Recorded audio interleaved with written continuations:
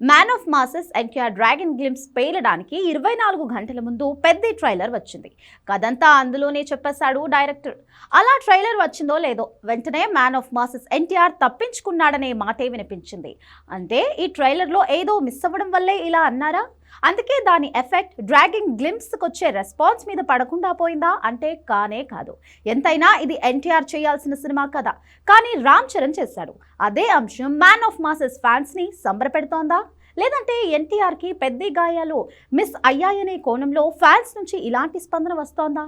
ఇంతకీ పెద్దిలో mega missing ఏమైనా ఉండొచ్చు. మెగా షాక్ వెనుకున్న కారణాలేంటి?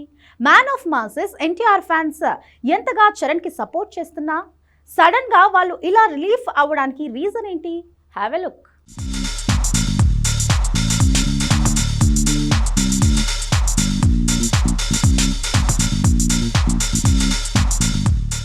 పెద్ది మూవీ ట్రైలర్ రాగానే అదుర్స్ అన్నారు. టీజర్ సాంగ్స్ కంటే ట్రైలర్ నెక్స్ట్ లెవెల్ అన్నారు. కట్ చేస్తే man of masses NTR fans లో ఇప్పుడు 2 రకాల టాక్స్ వినిపిస్తున్నాయి.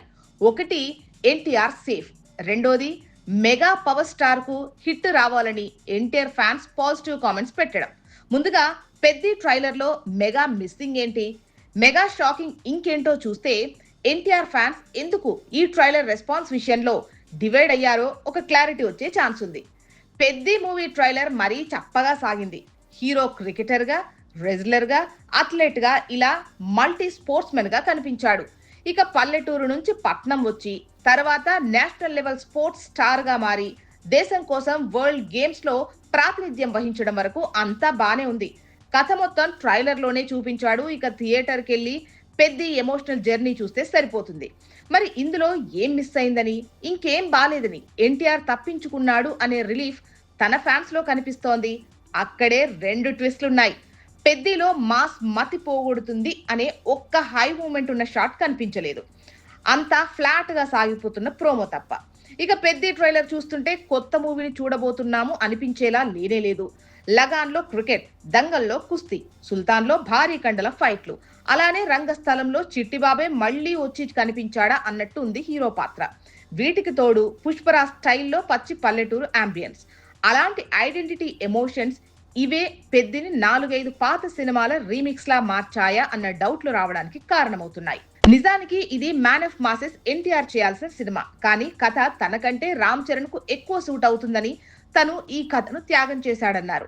తన ఉద్దేశం మంచిదే అయినా పెద్ది ట్రైలర్ చూశాక ఎన్టీఆర్ ఈ కథను వదులుకోవడం మంచిదే అయిందంటున్నారు. చాలా పెద్ద గండం నుంచి తను తప్పించుకున్నాడు అంటున్నారు. జాన్వీ పాత్ర ఎందుకుందో అనేలా ఉందంటున్నారు. రెహమాన్ పాటలు కొంతవరకు పర్లేదు, కానీ ట్రైలర్ బ్యాక్గ్రౌండ్ మ్యూజిక్ మరీ నాసిరకంగా ఉందనే కామెంట్లు వచ్చాయి. కాకపోతే ఎన్టీఆర్ ఫ్యాన్స్ లో చాలా మంది రామ్ చరణ్ కు పెద్దితో హిట్ రావాలని కోరుకోవడం, కామెంట్స్ రూపంలో ఇదే విషయం వైరల్ అవ్వటం పాజిటివ్ సైనే.